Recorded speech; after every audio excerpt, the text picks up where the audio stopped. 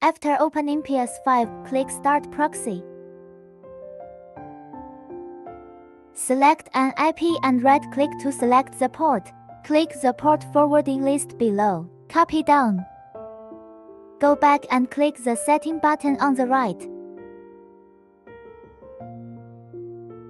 Click to open your computer proxy settings. Paste what you just copied. Then enter the URL of the query IP.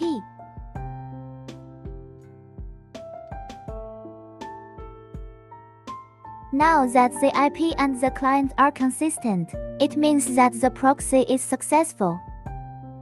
Click Program. Add the Opera browser into it. Click to go to Agent List.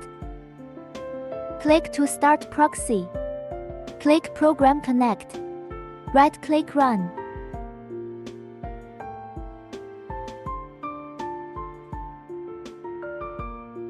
The current IP is consistent with the client, and the proxy is successful.